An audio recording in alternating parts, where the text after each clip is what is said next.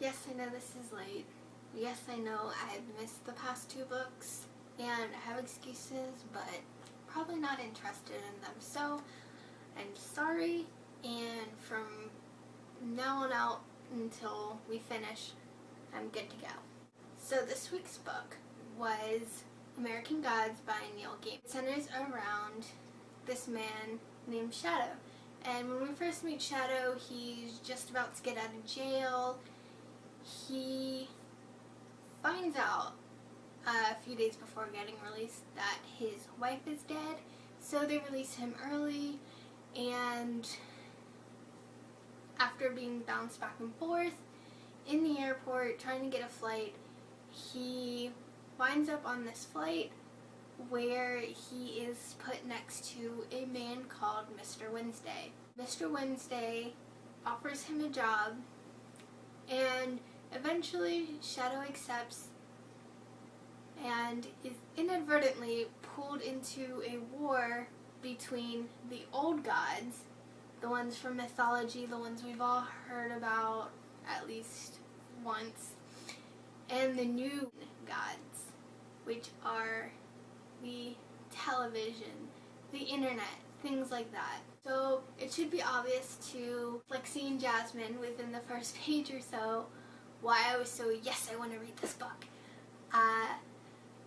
I'm huge on Norse mythology right now, so that was one of the reasons why I gotta read this book.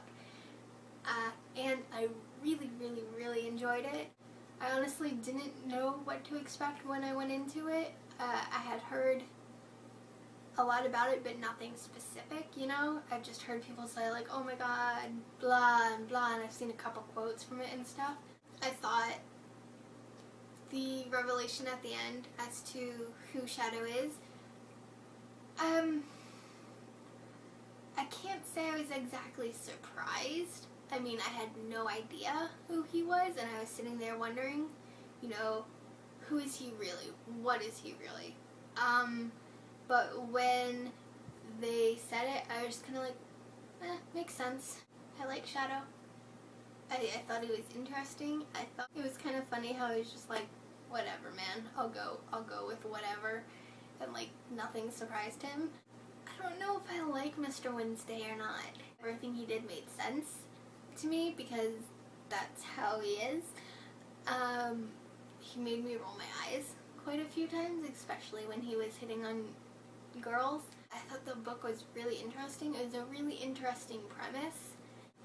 I liked seeing all the different pantheons being represented, and I actually really liked the fact that there wasn't really any Greek or Roman, because we see so much of Greco-Roman mythology that I thought it was really nice to have a break from that. I would definitely recommend this book to anyone who's even remotely interested in mythology and wondering how they would survive in these times and stuff like that.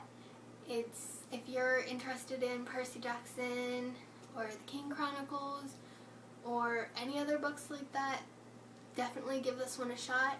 There are a few sexual scenes.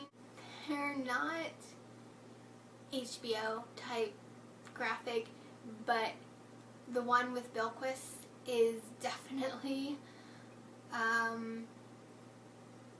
sort of graphic, I guess. It's not, full in-depth smut, but definitely gave me a pause. I think that's the only point in the book where I was okay, but I don't know, it was interesting, I'll say that much. But yeah, I just like this book.